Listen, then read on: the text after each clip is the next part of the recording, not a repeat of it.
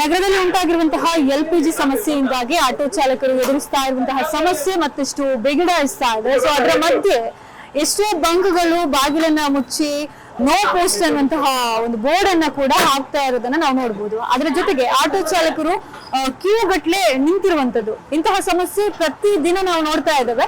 So ಹಾಗೇನೆ ಇದರಿಂದ ಕೆಲವು ಕಡೆ ಪ್ರತಿಭಟನೆಗಳು ಕೂಡ ನಡೀತಾ ಇದೆ. ಸೊ ಅವರಿಗೂ ಕೂಡ ಇದರಿಂದ ಸಮಸ್ಯೆ ಆಗ್ತಾ ಇದೆಯಾ ಅಥವಾ ಯಾವೆಲ್ಲ ಸಮಸ್ಯೆಯನ್ನು ಅವರು ಎದುರಿಸ್ತಾ ಇದ್ದಾರೆ ಅನ್ನೋದನ್ನ ಅವ್ರ ಹತ್ರ ಕೇಳ್ಕೊಂಡು ಬರೋದು. ಸರ್ ನಮಸ್ತೆ. ನಮಸ್ತೆ. ಸೊ ಈಗ ಗ್ಯಾಸ್ ಸಮಸ್ಯೆ ಎಲ್ಲಾ ಕಡೆ ನಡೀತಾ ಇದೆ. ಸೊ ಇಲ್ಲಿ ಕೂಡ ಗ್ಯಾಸ್ ಸಮಸ್ಯೆ ಸೊ ನಿಮ್ಗೆ ಆಟೋ ಚಾಲಕರಿಗೆ ಇದೆ ಅಂತ ಹೇಳಿದ್ರೆ ಪ್ರತಿಯೊಬ್ರು ಹೇಳ್ತಾ ಇದ್ದಾರೆ ಕ್ಯೂ ನಿಂತು ನಾವು ಗ್ಯಾಸ್ ಅನ್ನ ತಕೊಳ್ಳಿಕ್ಕೂ ಕೂಡ ಆಗ್ತಾ ಇಲ್ಲ. ಸೊ ಇದರಿಂದ ಏನೆಲ್ಲ ಸಮಸ್ಯೆ ಆಗ್ತದೆ ನೋಡಿ. ಇದರಿಂದ ಸಮಸ್ಯೆ ನೋಡಿ, ನಾವು ಬೆಳಗಿನ ಸಂಜೆವರೆಗೆ ತನಕ ದುಡಿತಿದ್ದೇವೆ. ಅದರಲ್ಲಿ ಮಧ್ಯಾಹ್ನ ತನಕ ನಾವು ರಿಕ್ಷಾ ಪಾರ್ಕ್ ನಲ್ಲಿ ಬಿಟ್ಟು ಪಂಪ್ಗಳಲ್ಲಿ ಕ್ಯೂ ನಿಂತು ನಮ್ಮ ಬದುಕಿನ ಮೇಲೆ ದೊಡ್ಡ ಯುದ್ಧ ಆಗಿರ್ಬೋದು, ಅಮೆರಿಕ ಅಥವಾ ಇರಾನ್ ಮೇಲೆ ಯುದ್ಧ ಆಗಿರ್ಬೋದು. ಅದರ ಪರಿಣಾಮ ನಮ್ಮಂತ ಪಾಪದ ಬಡವ ರಿಕ್ಷಾ ಡ್ರೈವರ್ಗಳಾಗಿರ್ಬೋದು, ಬೇರೆ ಬೇರೆ ಕೂಲಿ ಕಾರ್ಮಿಕರಿಗೆ ಆಗಿರ್ಬೋದು ದೊಡ್ಡ ಪೆಟ್ಟು ಬಿದ್ದಿದೆ. ನಾವು ಈಗ ಬೆಳಿಗ್ಗೆಯಿಂದ ಸಂಜೆ ತನಕ ಒಂದು ಕಡೆಯಿಂದ ಪಂಪ್ಗಳನ್ನು ಹುಡುಕುದಾಯ್ತು, ಯಾವ ಪಂಪಲ್ಲಿ ಗ್ಯಾಸ್ ಇದೆ, ಯಾವ ಪಂಪಲ್ಲಿ ಇದೆ ಅಂತೇಳಿ. ಮತ್ತೆ ಪಂಪಲ್ಲಿ ಕ್ಯೂ ನಿಲ್ತೇವೆ. ಕ್ಯೂ ನಿಂತು ಒಂದು 50-60 ಗಾಡಿಗೆ ಹಾಕಿದ ತಕ್ಷಣ ಏನಾಗ್ತದೆ, ಗ್ಯಾಸ್ ಖಾಲಿ ಆಗಿದೆ ಅಂತ ಮತ್ತೆ ಇನ್ನೊಂದು ಪಂಪಿಗೆ ಹೋಗೋದು. ದಿವಸ ಇಡೀ ಅಲೆದಾಟದೇ ಆಗಿದೆ ಹೊರತು ನಮ್ಮ ದುಡಿಮೆಯ ಮೇಲೆ ದೊಡ್ಡ ಪೆಟ್ಟು ಬಿದ್ದಿದೆ ಈಗ. ಹೌದು. ಸೊ ಅದ್ರ ಜೊತೆಗೆ ಈಗ ಅಲ್ಲಿ ಯುದ್ಧ ಆದ್ರೆ ಇಲ್ಲಿ ಗ್ಯಾಸ್ ಸಮಸ್ಯೆ, ಇದಕ್ಕೆ ಯಾರು ಹೊಣೆ ಆಗ್ತಾರೆ? ಅಲ್ಲ, ಇದಕ್ಕೆ ನೇರ ಹೊಣೆ ಸರ್ಕಾರದವರು ಹೊಣೆ ಆಗ್ತಾರೆ. ಯಾಕೆಂತ ಹೇಳಿದ್ರೆ ನಮಗೆ ಒಂದು ಟೈಮಲ್ಲಿ ಹೇಳ್ತಾ ಇದ್ರು, ನಮ್ಮ ಭಾರತಕ್ಕೆ ಯಾವುದೇ ಹೊರ ದೇಶದಲ್ಲಿ ಯುದ್ಧ ಆದ್ರೂ ಕೂಡ 40 ದಿವಸಗಳ ತನಕ ನಮಗೆ ಯಾವುದೇ ಕೊರತೆ ಬರುವುದಿಲ್ಲ ಅಂತೇಳಿ ಹೇಳಿದ್ದಾರೆ. ಅದರ ಮಧ್ಯದಲ್ಲಿ ಮಂತ್ರಿಗಳು ಒಂದು ಹೇಳಿಕೆ ಕೊಟ್ಟಿದ್ದಾರೆ, ನೀವು ಗ್ಯಾಸ್ ಅನ್ನು ಬಿಟ್ಟು ಪೆಟ್ರೋಲಿಗೆ ಕನ್ವರ್ಟ್ ಆಗಿ ಅಂತ. ನಾವು ಡೀಸೆಲ್ ಬಿಟ್ಟು ಪೆಟ್ರೋಲಿಗೆ ಬಂದು ಪೆಟ್ರೋಲ್ ಇಂದ ಗ್ಯಾಸಿಗೆ ಬಂದಿರೋದು. ಈಗ ಪುನಃ ಗ್ಯಾಸ್ ಇಂದ ಪೆಟ್ರೋಲ್ಗೆ ಹೋಗ್ಲಿಕ್ಕೆ ನಮಗೆ ಆಗೋದಿಲ್ಲ. ಯಾಕೆಂತ ಹೇಳಿದ್ರೆ ನಮಗೆ ಸ್ವಲ್ಪ ಲಾಭ ಇರೋದು ಗ್ಯಾಸ್ ಅಲ್ಲಿ ಇತ್ತು, ಬಟ್ ಈಗ ಪೆಟ್ರೋಲ್ಗಿಂತ ಜಾಸ್ತಿ ರೇಟ್ ಜಾಸ್ತಿ ಆಗಿದೆ. ಪೆಟ್ರೋಲ್ ಮೈಲೇಜ್ ಸಹ ಇಲ್ಲ, ಗ್ಯಾಸ್ ನಮಗೆ ಬೇಕು. ನಮ್ಮ ಎಲ್ಲ ಪಂಪ್ಗಳಲ್ಲಿ ಈ ಸರ್ಕಾರದವರು ಅದನ್ನು ನಮಗೆ ವ್ಯವಸ್ಥೆ ಮಾಡಿ ಕೊಡಬೇಕು. ಇಲ್ಲಿ ನೋಡಿ, ಒಂದು ವಿಷಯ ಏನಂತ ಹೇಳಿದ್ರೆ, ಇಡೀ ನೀವು ನೋಡ್ಬೋದು, ಇಡೀ ಕರ್ನಾಟಕಕ್ಕೆ ಪ್ರತಿ ಹಡಗುಗಳು ಬರೋದು ಮಂಗಳೂರು ಇದಕ್ಕೆ ಬಂದರಿಗೆ ಬರ್ತವೆ. ಮಂಗಳೂರಲ್ಲೇ ಕೊರತೆ ಇದೆ ಅಂತ ಹೇಳಿದ್ರೆ ಆಗ ಬೇರೆ ಕಡೆ ಹೇಗಿರ್ಬೋದು ಅಂತ. ಇದು ಇನ್ನೊಂದು ಏನಂತ ಹೇಳಿದ್ರೆ, ಮೊನ್ನೆ ನಾವು ನೋಡಿದ ಪ್ರಕಾರ ಮಂಗಳೂರಿಗೆ ಗ್ಯಾಸ್ಗಳ ಕೊರತೆ ಮಾಡಿ ಮಹಾರಾಷ್ಟ್ರ, ಕೋಲ್ಹಾಪುರ ಈ ಕಡೆ ಗ್ಯಾಸ್ ಹೋಗ್ತಾ ಉಂಟು. ಅದು ಆಗಬಾರ್ದು. ಮಂಗಳೂರಿಗೆ ಫಸ್ಟ್ ಇದು ಕೊಡಿ. ನಾವು ಈಗ ನಮ್ಮ ರೈತರು ಎಷ್ಟೋ ಜನ ಮಂಗಳೂರಿನ ಭೂಮಿಯನ್ನು ಕೊಟ್ಟಿದ್ದಾರೆ. ಭೂಮಿಯನ್ನು ಕೊಟ್ಟ ತಕ್ಷಣ ನಾವೀಗ ಕೆಲವ್ರದ ರಿಕ್ಷಾದಲ್ಲಿ ದುಡಿತಾ ಇದ್ದಾರೆ, ಕೆಲವು ಕೂಲಿ ಕಾರ್ಮಿಕರಾಗಿದ್ದಾರೆ, ಏನಾಗಿದ್ದಾರೆ. ಈಗ ನಮ್ಮನ್ನು ಫಸ್ಟ್ ಬದುಕಿಸ್ಬೇಕಲ್ವಾ. ನಾವು ಇಡೀ ದೇಶಕ್ಕೆ ಅಥವಾ ಇಡೀ ಕರ್ನಾಟಕ ರಾಜ್ಯಕ್ಕೆ ಒಂದು ನೆಲೆ ಕೊಟ್ಟಿದ್ದೀವಿ. ನಾವು ಗ್ಯಾಸ್ ಅಥವಾ ಪೆಟ್ರೋಲಿಯಂ ಕಾರ್ಖಾನೆಗಳನ್ನ ಉತ್ಪತ್ತಿ ಮಾಡ್ಲಿಕ್ಕೆ ನಾವು ಕೊಟ್ಟಿದ್ದೇವೆ. ಕೊಟ್ಟ ತಕ್ಷಣ ನಾವು ಇಲ್ಲಿ ಬಡವರಾಗ್ತಾ ಇದ್ದೇವೆ. ಇದು ತಪ್ಪು. ಇದನ್ನ ಸರಿ ಮಾಡಿ ಕೊಡಬೇಕು. ಗ್ಯಾಸ್ ಪ್ರತಿಯೊಂದು ಪಂಪ್ಗೆ ಸಪ್ಲೈ ಮಾಡಬೇಕು. ಮತ್ತೆ ಇದು ರೇಟ್ ಮಾತ್ರ ಇದಲ್ಲ.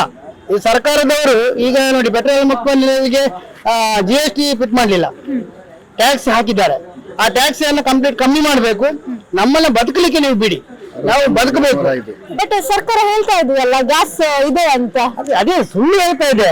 ಒಂದು ಕಡೆಯಿಂದ ನಾವು ವಿರೋಧ ಮಾಡ್ತಾ ಇರೋದು ಏನಂತ ಹೇಳಿದ್ರೆ, ಸರ್ಕಾರದ ವಿರುದ್ಧ ನಾವು ಮಾತಾಡೋದಿಲ್ಲ. ಸರ್ಕಾರ ಯಾವಾಗ ಖಾಸಗಿ ಕಂಪನಿಗಳಿಗೆ ಮಾರಾಟ ಮಾಡ್ತೋ ಅಲ್ಲಿ ನಾವು ಕೇಳ್ತಾ ಇದ್ದೀವಿ, ನೀವು ಖಾಸಗಿ ಅವರಿಗೆ ಮಾಡಬೇಡಿ ಅಂತ. ಯಾಕೆಂತ ಹೇಳಿದ್ರೆ ಅವರು ಕೃತಕ ಅಭಾವವನ್ನು ಅವರು ಸೃಷ್ಟಿ ಮಾಡುದು. ಇದೇ ನಮ್ಮ ಸರ್ಕಾರದ ಅಧೀನದಲ್ಲಿ ಇದ್ರೆ ಅವರು ಇದ್ದ ಗ್ಯಾಸ್ ಅನ್ನು ಎಲ್ಲರಿಗೂ ಸಪ್ಲೈ ಮಾಡ್ತಾರೆ. ಈಗ ನೀವು ವಾಟ್ಸಪ್ ಅಲ್ಲಿ ಎಲ್ಲ ಕೆಲವು ಕಡೆ ನೋಡಿರ್ಬೋದು, ಕೆಲವು ಜಾಗದಲ್ಲಿ ಗ್ಯಾಸ್ ಟ್ಯಾಂಕರ್ಗಳು, ನಮ್ಮ ಸ್ನೇಹಿತರು ಗ್ಯಾಸ್ ಟ್ಯಾಂಕರ್ಗಳಲ್ಲಿ ಇದ್ದಾರೆ. ಅಲ್ಲಿ ಹೋಗಿ ಒಳಗಡೆ ಖಾಲಿ ಮಾಡ್ಲಿಕ್ಕೆ ನೋಡ್ಲಿಕ್ಕೆ ಹೋದ್ರೆ ಅವ್ರು ಹೇಳ್ತಾರೆ ಖಾಲಿ ಆಗೋದಿಲ್ಲ. ಯಾಕೆಂತ ಕೇಳಿದ್ರೆ ಒಳಗಡೆ ಸ್ಟಾಕ್ ಇದೆ ಅಂತ. 10 ದಿವಸ 20 ದಿವಸ. ಇದು ಯಾಕೆ ಆಗ್ತದೆ ಅಂದ್ರೆ, ಇದು ಖಾಸಗಿಯವರ ದರ್ಬಾರು, ಖಾಸಗಿಯವರ ಕೃತಕ ಅಭಾವ ಸೃಷ್ಟಿ ಮಾಡಿ ಇದೆಲ್ಲ ಬೆಲೆ ಏರಿಕೆ ಮಾಡ್ಲಿಕ್ಕೆ ಇವರು ಇದರ ಹುನ್ನಾರ ಮಾಡಿದ್ದಾರೆ. ಇದನ್ನ ಕಡಿವಾಣ ಹಾಕಬೇಕು. ಇಂಥ ಪಂಪ್ಗಳನ್ನೆಲ್ಲ ಬಂದ್ ಮಾಡಿಸ್ಬೇಕು. ಸರ್ಕಾರ ಅಧೀನಕ್ಕೆ ತಗೊಳ್ಬೇಕು ಇದನ್ನು. ಸೊ ಈಗ ನೀವೀಗ ದರ ಏರಿಕೆ ಮಾಡಿದೀರಾ? ಇಲ್ಲ, ನಮಗೆ ಮಾಡ್ಲಿಕ್ಕೆ ಬರುದಿಲ್ಲ. ನಮಗೆ ನೋಡಿ, ಇನ್ನೊಂದು ಸಂಗತಿ ಅಂತ ಹೇಳಿದ್ರೆ, ತಿಂಗಳಿಗೆ ಒಂದು ಸಾರಿ ಡೀಸೆಲ್ ಪೆಟ್ರೋಲ್ ಆಗಿರ್ಬೋದು, ಗ್ಯಾಸ್ ಆಗಿರ್ಬೋದು, ಯಾವುದೇ ಜಾಸ್ತಿ ಮಾಡಬೇಕು. ಆದ್ರೆ ಪಂಪ್ಗಳು, ಈಗ ಖಾಸಗಿ ಪಂಪ್ಗಳು ಅವ್ರಿಗೆ ಇಷ್ಟ ಬಂದ ಹಾಗೆ 10 ದಿವಸಕ್ಕೆ 15 ದಿವಸ, ಒಂದೇ ತಿಂಗಳಲ್ಲಿ 23 ರೂಪಾಯಿ ಜಾಸ್ತಿ ಮಾಡಿದ್ದಾರೆ. ಇದು ಹೇಗಾಯ್ತು? ಇದು ಸರ್ಕಾರ ಅಥವಾ ಅಧಿಕಾರಿಗಳು ಕಣ್ಮುಚ್ಚಿ ಕೂತ್ಕೊಂಡಿದ್ದಾರಾ? ಈಗ ನಾವೀಗ ನಮಗೆ ಮೀಟರ್ ಅನ್ನು ಚೇಂಜ್ ಮಾಡ್ಬೇಕಾದ್ರೆ ಜಿಲ್ಲಾಧಿಕಾರಿಯವರ ಆದೇಶ ಆಗಬೇಕು. ಜಿಲ್ಲಾಧಿಕಾರಿ ಆದೇಶ ಆದ ನಂತರ ಅದಕ್ಕೆ ಮೀಟರ್ ಮಾಪನ ಒಂದು ಇಲಾಖೆ ಇದೆ. ಆ ಮಾಪನ ಇಲಾಖೆಯಲ್ಲಿ ನಾವು ಮೀಟರ್ ತಗೊಂಡೋಗಿ ಚೇಂಜ್ ಮಾಡಿ ಅವರು ಸೀಲ್ ಹಾಕಿ ಕೊಡ್ತಾರೆ. ಆ ಸೀಲನ್ನು ಯಾರು ತೆಗಿಲಿಕ್ಕಿಲ್ಲ, ಅವರೇ ಚೇಂಜ್ ಮಾಡ್ಲಿಕ್ಕೆ. ಆದರೆ ಪೆಟ್ರೋಲ್ ಪಂಪ್ಗಳಲ್ಲಿ, ಗ್ಯಾಸ್ ಪಂಪ್ಗಳಲ್ಲಿ ಅವರೇ ಹೋಗಿ ಚೇಂಜ್ ಮಾಡ್ತಾರೆ. ಇದು ಯಾರು ಅಧಿಕಾರ ಕೊಟ್ಟರು? ಇದು ನಮಗೆ ಆಗ್ಬೇಕು. ಯಾಕೆಂದ್ರೆ ಅವ್ರಿಗೂ ಸಹ ಮಾಪನ ಇಲಾಖೆ ಇದೆ. ಆ ಮಾಪನ ಇಲಾಖೆಯವರೇ ಬಂದು ಅದನ್ನು ಚೇಂಜ್ ಮಾಡಬೇಕು, ಮತ್ತೆ ಸೀಲ್ ಹಾಕಬೇಕು. ಅದು ಯಾವುದೂ ಇಲ್ಲದೆ ಕಳ್ಳಾಟ ಎಲ್ಲ ನಡೀತಾ ಇದೆ. ಇದನ್ನು ಜಿಲ್ಲಾಧಿಕಾರಿಗಳೇ ಆಗಿರ್ಬೋದು, ಈ ಆಡಳಿತ ಆಗಿರ್ಬೋದು, ಇದನ್ನು ಕಠಿಣವಾಗಿ ನಾವು ವಿರೋಧಿಸ್ತೇವೆ. ಇದನ್ನು ಕಟ್ಟುನಿಟ್ಟು ನೀವು ಇದು ಮಾಡಬೇಕು. ನಾವು ಇಷ್ಟು ದಿವಸ ಸಮಾಧಾನದಿಂದ ಇದ್ದು, ಇನ್ನು ಮುಂದೆ ಸಮಾಧಾನ ಇರುವುದಿಲ್ಲ. ಯಾಕೆಂದ್ರೆ ಇದು ಕಳ್ಳಾಟ ನಡೀತಾ ಇದೆ. ಇದು ಎಲ್ಲರಿಗೂ ಗೊತ್ತಾಗಿದೆ, ದುಡಿಯುವಂತ ವರ್ಗಕ್ಕೆ ಎಲ್ಲರಿಗೂ ಗೊತ್ತಾಗಿದೆ. ಇದರ ಬಗ್ಗೆ ಹೋರಾಟ ನಾವು ನಾಳೆ ತಾನೇ 3 ಗಂಟೆಗೆ ನಾವು ಇಲ್ಲಿ ಮಿನಿ ವಿಧಾನಸೌಧದ ಎದುರುಗಡೆ ಮಾಡ್ಲಿಕ್ಕಿದ್ದೇವೆ. ಬೃಹತ್ ಸಂಖ್ಯೆಯಲ್ಲಿ ನಮ್ಮ ಆಟೋ ಚಾಲಕರು ಸೇರಿ ಇದನ್ನು ಪ್ರತಿಭಟನೆ ಮಾಡಿ ಜಿಲ್ಲಾಧಿಕಾರಿಗಳಿಗೆ ಒಂದು ಆದೇಶದ ಪ್ರತಿಯನ್ನು ಲೆಟರ್ ಅನ್ನು ಕೊಡ್ಲಿಕ್ಕಿದ್ದೇವೆ. ಆಗಿನ ಇಲ್ಲಿ ಎಷ್ಟು ಆಟೋಗಳು ವರ್ಕ್ ಮಾಡ್ತಾ ಇದೆ ಗ್ಯಾಸ್ ಮುಖಾಂತರ? ಗ್ಯಾಸ್ ಮುಖಾಂತರ 7,500 ಗ್ಯಾಸ್ಗಳು ವರ್ಕ್ ಮಾಡ್ತಿದೆ ಮಂಗಳೂರು ಸಿಟಿ ಒಳಗಡೆ. ಇಡೀ ದಕ್ಷಿಣ ಕನ್ನಡ ಜಿಲ್ಲೆಯಲ್ಲಿ ಸಾಧಾರಣ 35,000 ರಿಕ್ಷಾಗಳು ಇದ್ದಾವೆ. ಬಟ್ ಇಲ್ಲಿ ಈಗ ಎಲ್ಲಿ ಗ್ಯಾಸ್ ನಿಮ್ಗೆ ಯಾವ ಪಂಪ್ ಅಲ್ಲಿ ಸಿಗುತ್ತೆ? ಸಿಗ್ತದೆ, ಇಲ್ಲಿ ಗ್ಯಾರಂಟಿ ಇಲ್ಲ. ಒಂದು 10-12 ಪಂಪ್ಗಳು ಇದ್ದಾವೆ. ಗವರ್ಮೆಂಟ್ ಸರ್ಕಾರದ ಅಧೀನದಲ್ಲಿ ಒಂದು ಬಂದ್ ಆಗ್ತದೆ. 35 ನಮ್ಮ ಇದರಲ್ಲಿ ಮೀಟರ್ ಅಲ್ಲಿ ಇದೆ. ಅದಕ್ಕೆ ನಮ್ಗೆ 5 ರೂಪಾಯಿ ಜಾಸ್ತಿ ತಗೊಳ್ಳಿಕ್ಕೆ ಆಗುದಿಲ್ಲ. ಕೇಳ್ತಾರೆ, ಏಕೆ ಕೊಡ್ಬೇಕು, ಮೀಟರ್ ಅಲ್ಲಿ ಆಗ್ಲಿಲ್ಲಲ್ಲ, ನೀವೆಲ್ಲ ಕಂಪ್ಲೇಂಟ್ ಮಾಡಿ. ನಾವು ಕಂಪ್ಲೇಂಟ್ ಮಾಡುದಿಲ್ಲ ಅಂತ ನಾವು ಹೇಳ್ತಾ ಇದ್ದೀವಿ. ನೀವೇ ಮಾಡಿ, ಪ್ಯಾಸೆಂಜರ್ ಮಾಡ್ಬೇಕು ಅಂದ್ರೆ ನಾವು ಮಾಡಿದ್ರೆ ಕೇರ್ ಮಾಡುದಿಲ್ಲ ಅಂತ ಪರಿಸ್ಥಿತಿ. ಈಗ ಪ್ಯಾಸೆಂಜರ್ ಏನು ನಿಮ್ಗೆ ಈ ಸಮಸ್ಯೆಗೆ ಏನಾದ್ರು? ಇಲ್ಲ ಏನು ಪರಿಹಾರ ಇಲ್ಲ. ನಾವು ಕೇಳಿದ್ರೆ ಹೇಳ್ತಾರೆ, ನಾವು ಕಂಪ್ಲೇಂಟ್ ಮಾಡ್ತೇವೆ. ಕೆಲವು ಪ್ಯಾಸೆಂಜರ್ಗಳು ಒಳ್ಳೆಯವರು ಇದ್ದಾರೆ. ಕೆಲವರು 1 ರೂಪಾಯಿಗೂ ಸಹ ವಾಪಸ್ ಕೇಳ್ತಾರೆ, ಯಾಕೆ ಕೊಡ್ಬೇಕು ನಾವು ಅಂತ ಕೇಳ್ತಾ ಇದ್ದಾರೆ. ಆದ್ರೆ ಕೆಲವು ಪ್ರಯಾಣಿಕರು ಏನ್ ಹೇಳ್ತಾರೆ, ನಿಮಗೆ ಲಾಸ್ ಆಗ್ತಾ ಇದೆ, ನೀವು ತಗೊಳ್ಳಿ 40 ರೂಪಾಯಿ ತಗೊಳ್ಳಿ ಅಂತ ಒಳ್ಳೆಯವರು ಎಲ್ಲ ಹೇಳ್ತಾ ಇದ್ದಾರೆ. ತುಂಬಾ ಜನ ಹೇಳಿದ್ದಾರೆ, ನಮ್ಗೆ ತುಂಬಾ ಜನ ಸಹಕಾರ ಇದೆ. ಅಂದ್ರೆ ನಾವು ಅಂದ್ರೆ ಸೇವೆಗೋಸ್ಕರ ನಾವು ಕೆಲಸ ಮಾಡ್ತಿರೋರು. ನಾವು ಹೊಟ್ಟೆಯಿಂದ ಹೊಡೆಯುವ ವಿಷಯದಲ್ಲಿ ಇಲ್ಲ. ಬಟ್ ನಮ್ಮ ಬದುಕು ಸಹ ನಡಿಬೇಕು, ನಮ್ಮ ಬದುಕು ನಡಿಬೇಕು, ಸೇವೆ ಜೊತೆಯಲ್ಲಿ ನಮ್ಮ ಬದುಕು ನಡಿಬೇಕು ಅಂತ ನಾವು ಹಣ ತಗೊಳ್ಳೇಬೇಕಾಗ್ತದೆ. ನಾವು ಕಿತ್ತುಕೊಳ್ಳುವಂತ ಪರಿಸ್ಥಿತಿ ಮಂಗಳೂರಲ್ಲಂತೂ ಇಲ್ಲ. ಎಲ್ಲೋ ಒಂದು 2% ಮಾಡ್ಬೋದು. ಬಟ್ 98% ಜನ ಯಾರು ಸಹ ಕಿತ್ತುಕೊಂಡು ತಿನ್ನುವಂತ ಪರಿಸ್ಥಿತಿಯಲ್ಲಿ ಇಲ್ಲ. ಅಂದ್ರೆ ಕೊಟ್ಟರೆ ತಗೊಳ್ತಾರೆ. ನಮ್ಮ ಪ್ರಯಾಣಿಕರು ಸಹ ನಮಗೆ ಸಹಕಾರ ಮಾಡ್ತಾರೆ ಮುಂದಿನ ದಿನಗಳಲ್ಲಿ ಅಂತಲೂ ನಾವು ಭರವಸೆ ಕೊಡಬಹುದು. ಡೈಲಿ ನಾವು ಒಂದು 500 ರೂಪಾಯಿ ಮನೆಗೆ ತಗೊಂಡು ಹೋಗ್ತಾ ಇದ್ದೇವೆ. ಈಗ ಅದು ಸಹ ಇಲ್ಲ. ದುಡಿಯುವುದು ಗ್ಯಾಸ್ ಆಗುದು, ಬೇರೆ ಕೆಲಸ ಇಲ್ಲ. ಮನೆಗೆ ಅಂತ ತಗೊಂಡು ಹೋಗುದು ನಾವು.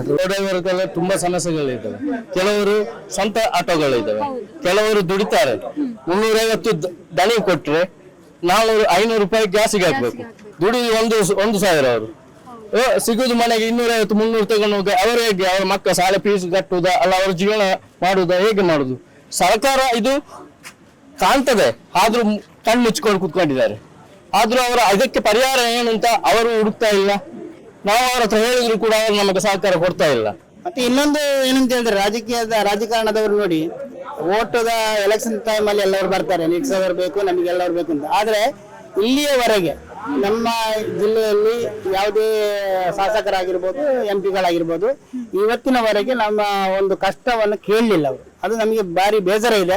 ಅವ್ರು ಆದಷ್ಟು ಬೇಗ ಅದನ್ನು ವಿಧಾನಸಭೆಯಲ್ಲಿ ಆಗಿರ್ಬೋದು, ಲೋಕಸಭೆಯಲ್ಲಿ ಒಂದು ಮಾತಾಡಬೇಕು. ಇದರ ಬಗ್ಗೆ ರಿಕ್ಷಾ ಚಾಲಕರಿಗೆ ಈ ತರ ತೊಂದರೆ ಆಗಿದೆ, ಅದಲ್ಲದೆ ಗ್ರಾಹಕರಿಗೂ ಸಹ ತೊಂದರೆ ಆಗಿದೆ. ನಾವು ಖಾಲಿ ರಿಕ್ಷಾದವರಿಗೆ ಮಾತಾಡೋದಲ್ಲ, ಈಗ ಮನೆಯಲ್ಲಿರುವ ಎಲ್ಲ ಸಾಮಾನುಗಳಿಗೂ ಸಹ ರೇಟ್ ಜಾಸ್ತಿ ಆಗ್ತಾ ಉಂಟು. ಈಗ ಒಂದು ಹೋಟೆಲ್ಗೆ ಹೋದ್ರಿ 10 ರೂಪಾಯಿ ಇದ್ದದ್ದು ಈಗ 20 ರೂಪಾಯಿ ಆಗಿದೆ. ಎಲ್ಲ ರೇಟ್ ಜಾಸ್ತಿ ಆಗಿದೆ. ನಮ್ಮ ದುಡಿಮೆ ನಮಗೆ ಈಗ ಒಂದು ಕಡಿಮೆ ಪಕ್ಷದಲ್ಲಿ ಒಂದು 2,000 ಆದ್ರೂ ಇವತ್ತು ದುಡಿಬೇಕಾಗ್ತದೆ ಅಂತ ಪರಿಸ್ಥಿತಿ ಬಂದಿದೆ. ಇದರ ಬಗ್ಗೆ ಜಿಲ್ಲಾಡಳಿತ ಮತ್ತು ನಮ್ಮ ಶಾಸಕರಾಗಿರ್ಬೋದು, MP ಅವರಾಗಿರ್ಬೋದು ಮಾತಾಡಬೇಕು. ಆದಷ್ಟು ಬೇಗ ಗ್ಯಾಸ್ ಎಲ್ಲ ಪಂಪ್ಗಳಿಗೆ ಸಪ್ಲೈ ಮಾಡಬೇಕು. ಈಗ ಇದನ್ನು ಇತ್ತಿದಂತೆ ಹೇಳ್ತಾ ಇದ್ದಾರೆ, ಅದು ಎಷ್ಟು ಸರಿ ಎಷ್ಟು ತಪ್ಪು ಗೊತ್ತಿಲ್ಲ ನಮಗೆ. ಪೇಪರಲ್ಲಿ ನ್ಯೂಸ್ ಅಲ್ಲಿ ಬರ್ತಾ ಇದೆ. ನಮ್ಗೆ ಏನಂತ ಹೇಳಿದ್ರೆ ಯುದ್ಧ ನಿಲ್ಬೇಕು, ಶಾಂತಿ ಇರಬೇಕು, ಯಾರ ಜೀವಕ್ಕೆ ಹಾನಿ ಆಗಬಾರ್ದು. ಮತ್ತೆ ನಮಗೆ ಎಲ್ಲ ಸವಲತ್ತುಗಳು ಸಿಕ್ಕಬೇಕು. ನಾವು ನಮ್ಮಲ್ಲಿ ಪ್ರಯಾಣ ಮಾಡುವ ಪ್ರಯಾಣಿಕರಿಗೂ ಸಹ ನಮ್ಮಿಂದ ಒಂದು ವಿಶ್ವಾಸ ಇರಬೇಕು, ಮತ್ತೆ ಒಳ್ಳೆ ರೀತಿಯಲ್ಲಿ ನಡಿಬೇಕು ಅಂತಲೇ ನಮ್ಮ. ಈಗ ಯುದ್ಧಕ್ಕೆ ಕೂಡ ಕದನ ವಿರಾಮ ಆಗಿದೆ. ಸೊ 10 ದಿವಸದಲ್ಲಿ ಎಲ್ಲ ಸಮಸ್ಯೆ ಕ್ಲಿಯರ್ ಆಗುತ್ತೆ ಅಂತ ಹೇಳಿದ್ದಾರೆ. ಬಟ್ ಅದು ಅದರ ಪ್ರತಿಫಲ ನಾವು ತಗೊಳ್ಬೇಕಾದ್ರೆ ಎಷ್ಟು ದಿವಸ ಬರ್ಬೋದು? ಹೌದಲ್ವಾ? ಈಗ ನೋಡಿ ಖಾಸಗೀಕರಣ ಆದ್ದರಿಂದನೇ ಅವರು ಇದನ್ನೇ ಉಪಯೋಗ ಮಾಡ್ಕೊಳ್ತಾರೆ. ಈಗ ಗ್ಯಾಸ್ ಬರ್ತಾ ಇಲ್ಲ, ಪೆಟ್ರೋಲ್ ಬರ್ತಾ ಇಲ್ಲ. ಈಗ ಗ್ಯಾಸ್ ತುಂಬಾ ಕಡೆ ಇದೆ, ಮನೆಗಳಿಗೆ ಗ್ಯಾಸ್ ಹೋಗ್ತಾ ಇಲ್ಲ, ಹೋಟೆಲ್ಗಳಿಗೆ ಗ್ಯಾಸ್ ಕಳಿಸ್ತಾ ಇಲ್ಲ. ಅಲ್ಲಿ ಬ್ಲಾಕ್ ಅಲ್ಲಿ 5,000, 6,000, 10,000 ಈ ತರದಲ್ಲಿ ರೇಟ್ ಅಲ್ಲಿ ಮಾರ್ತಾ ಇದ್ದಾರೆ. ಆಗ ಹೋಟೆಲ್ ಅವರು ಏನ್ ಮಾಡ್ತಾರೆ, ಅವರು ನಮ್ಮ ಗ್ರಾಹಕರ ಮೇಲೆ ಹಾಕ್ತಾರೆ. ಇದೆಲ್ಲ ನೋಡ್ಬೇಕಲ್ಲ, ಇದೆಲ್ಲ ನಮ್ಮ ಜಿಲ್ಲಾಡಳಿತ ಕಣ್ಣು ಮುಚ್ಚಿ ಕೂತ್ಕೊಳ್ಬಾರ್ದು. ಪ್ರತಿ ಎಲ್ಲಿ ಹೋಗಿ ನೋಡ್ಬೇಕು, ಯಾಕೆ ಬ್ಲಾಕ್ ಅಲ್ಲಿ ಮಾಡ್ತಾ ಇದ್ದಾರೆ, ಎಲ್ಲ ಸ್ಟಾಕ್ ಇದ್ದು ಮಾಡ್ತಾ ಇದ್ದಾರ, ಇಲ್ಲದೆ ಮಾಡ್ತಾ ಇದ್ದಾರ, ಅದನ್ನೆಲ್ಲ ಚೆಕ್ ಮಾಡ್ಬೇಕು. ಅದಕ್ಕೋಸ್ಕರ ನಾವು ಅಧಿಕಾರಿಗಳ ನಮ್ಮ ಟ್ಯಾಕ್ಸ್ಗಳು, ನಾವು ಟ್ಯಾಕ್ಸ್ ಕಟ್ತೇವೆ, ಅದು ಆ ಅಧಿಕಾರಿಗಳಿಗೆ ಕೊಟ್ಟಿರೋದು ಯಾಕೆ ಅಂತ ಹೇಳಿದ್ರೆ ನಾವು ಕೊಟ್ಟಿರುವ ಸಂಬಳ ಅದು. ಅವರು ನಮ್ಮ ಕಷ್ಟಗಳನ್ನ ಅವರು ಕೇಳಬೇಕು. ಇಲ್ಲಿ ಹೋಟೆಲ್ ಅಲ್ಲಿ ಜಾಸ್ತಿ ಮಾಡಿದ್ದಾರೆ, ಯಾಕೆ ಮಾಡಿದ್ದಾರೆ, ರೇಟ್ 10 ರೂಪಾಯಿ ಇದ್ದು 20 ರೂಪಾಯಿ ಯಾಕೆ ಆಯ್ತು ಅಂತ ಕೇಳ್ಬೋದು. ಅವರಾಗ ಹೇಳ್ತಾರೆ, ಇಲ್ಲ ಗ್ಯಾಸ್ಗೆ ನಾನು ಬ್ಲಾಕ್ ಅಲ್ಲಿ ಇಷ್ಟು ತಗೊಂಡಿದ್ದೇನೆ, ಇಷ್ಟು 5,000 ಕೊಟ್ಟಿದ್ದೇನೆ, 10,000 ಕೊಟ್ಟಿದ್ದೇನೆ ಅಂತ ಹೇಳ್ತಾರೆ. ಹಾಗಾದ್ರೆ ಆ ಗ್ಯಾಸ್ ಅವರು ಹೋಗಿ ಇದು ಮಾಡ್ಬೇಕಲ್ವಾ? ಅದು ಮಾಡ್ಬೇಕು. ಅದು ಮಾಡದೆ ಕಣ್ಣು ಮುಚ್ಚಿ ನಮಗೂ ಇದಕ್ಕೂ ಏನು ಸಂಬಂಧ ಇಲ್ಲ ಅಂತ ಹೇಳುವಂಥದ್ದು ಸರಿಯಲ್ಲ ಅಂತ. ಶಿಕ್ಷಣಕ್ಕೆ ಮಸ್ತ್ ಪ್ರಾಬ್ಲಮ್ ಆಗ್ತದೆ, ಮಸ್ತ್ ಪ್ರಾಬ್ಲಮ್ ಆಗ್ತದೆ. ಒಂಜಿ ಮೇಟ್ ರೇಟ್ ಜಾಸ್ತಿ ಆಗ್ತದೆ, ಒಂಜಿ ಮೇಟ್ ಬಾಡಿಗೆಲ್ಲ ಇಜ್ಜಿ ಒಂಜಿ ಸಾರ ಬೆಂಪಿನಡೆಗೆ ಒಂಜಿ ಸಾರ ತಿರುವುದು ಬೆಂಪಿನಡೆ 350 ಓನರ್ ಕೊಡು ಇರ ಗ್ಯಾಸ್ ಮಾಡೋಡು. ಗ್ಯಾಸ್ ಸರಿ ಕಟ್ಟಿ ದಿಕ್ಕುದು, ಒಂಜಿ ಪಂಪ್ ಬಿಡುದು 4 ಪಂಪ್ ಬೋನಾಗ ಅವಳು ಎಪ್ಪುಜಿ ಗಂಟೆ ವೇಟ್ ಮಾಡ್ಕೋಡು. ಅವಳು ಇಜ್ಜಿ ಬಂದಾಗ ಪಿರ 4 ಪಂಪ್ ಹುಡಿಯಾಗ ಫೋನ್ ಮಾಡ್ತಿದ್ದಾಗ ಬಂತೇರು ಈ ಪಂಪ್ ಅಡೆ ಬೋನ ಅವಳ ಖಾಲಿ ಹಾಕೊಂಡು ಒಂಜಿ ಮೇಟ್ ಅವ್ವಾಂಡು. ಒಂಜಿ ಮೇಟ್ ರೇಟ್ ಜಾಸ್ತಿ ಇದು 23 ರೂಪಾಯಿ ಇತ್ತಿನಡೆಗೆ ಸ್ವಲ್ಪ 2 ರೂಪಾಯಿ ಆಗ್ತದೆ. ಅವು ಬಂದ ಡಬಲ್ ರೇಟ್ ಜಾಸ್ತಿ ಆಗ್ತದೆ. ಎಂಗ್ಲಿಗೆ ಅವೇ ರೇಟ್ ಉಂಟು ರಿಕ್ಷಾದಕ್ಲಿಗೆ ಮಸ್ತ್ ಕಮ್ಮಿ ಇಲ್ಲ. ಎಂಗ್ಲೆ ಒಂಜ ರೇಟ್ ಪೆಟ್ರೋಲ್ ಗ್ಯಾಸಿಗೆ ಕಮ್ಮಿ ಮಾಡ್ಬೋದು, ಒಂಜಿ ಎಂಗ್ಲ ಮೀಟರ್ ರೇಟ್ ಜಾಸ್ತಿ ಮಾಡ್ಬೋದು. ಎರಡು ಆಪ್ಷನ್ ಉಂಟು.